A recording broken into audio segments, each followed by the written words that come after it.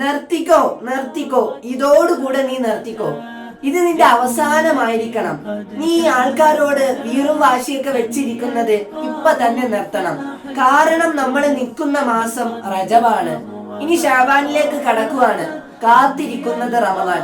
അള്ളാഹു നമ്മളെ കാത്തിരിക്കുകയാണ്. നമ്മൾ എപ്പം അള്ളാഹിലേക്ക് മടങ്ങുമെന്ന്, എപ്പ തൗബ ചെയ്തു പോകുമെന്ന്. ഇപ്പോഴും നമുക്ക് ഒരുപാട് പേരോട് ദേഷ്യങ്ങളുണ്ട്. കുടുംബബന്ധം നമ്മൾ ചേർക്കാതിരിക്കുന്നു. കുടുംബത്തിൽ ഒരുപാട് പേരായിട്ട് നമ്മൾ മിണ്ടാതിരിക്കുന്നു.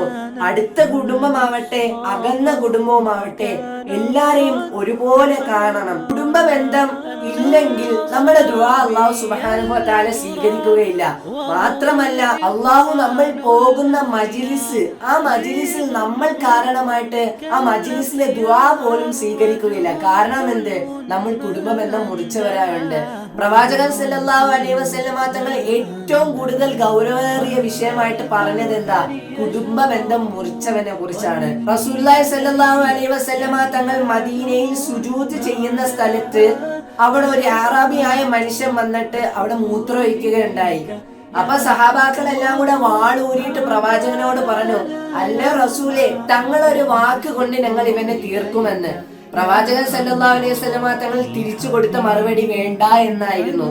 എന്നിട്ട് റസൂല് പറഞ്ഞു, പള്ളിയിൽ കയറി ഈ പ്രവൃത്തി ചെയ്ത ആളെ റസൂലുള്ളാഹി സ്വല്ലല്ലാഹു അലൈഹി വസല്ലമ തങ്ങൾ ആട്ടി ഓട്ടിച്ചില്ല, അദ്ദേഹത്തിനെ പറഞ്ഞേക്കുകയുണ്ടായുള്ളൂ. എന്നാൽ റസൂൽ ആട്ടി ഓട്ടിച്ച ഒരാളുണ്ട്, നിങ്ങൾ ഇവിടെ നിന്ന് പോവുക എന്ന് പറഞ്ഞത്. അത് ആരാണ് എന്ന് ചോദിച്ചാൽ കുടുംബ ബന്ധം മുറിച്ചവനോടാണ്. പ്രവാചകൻ പറഞ്ഞത്, നിങ്ങൾ ഇവിടെ നിന്ന് പോവുക, നിങ്ങളെ ദുആ നമസ്കാരങ്ങൾ ഒന്നും സ്വീകരിക്കത്തില്ല, നിങ്ങൾ കുടുംബ ബന്ധം ചേർത്തിട്ട് വരണമെന്നായിരുന്നു പ്രവാചകൻ സല്ലല്ലാഹു അലൈഹി വസല്ലമ തങ്ങളുടെ കൽപ്പന. അതുകൊണ്ട് എന്തെങ്കിലുമൊക്കെ വാശിയും വീറൊക്കെ ഉണ്ടെങ്കിൽ റമദാനൊക്കെ വരുമല്ലേ, നമ്മളൊന്ന് പോവുക, നമ്മളൊന്ന് പോയി ചിരിച്ചു കൊടുത്താൽ മതി. ചിലപ്പം അവര് വലുതായിട്ട് നമ്മുടെ അടുത്ത് തിരിച്ച് റിപ്ലൈ ഒന്നും കാണിക്കത്തില്ല. എന്നാ പോലും ഒന്ന് ചിരിക്കുക, വീണ്ടും ചിരിക്കുക, ചിരിച്ചു കൊണ്ടിരിക്കണം. അവർക്ക് എത്ര വാശിയുള്ള ആളാണെങ്കിലും മണ്ണ് കൊണ്ട് സൃഷ്ടിച്ച നമ്മളെ കണക്കത്തെ മനുഷ്യരാണ് അവരും.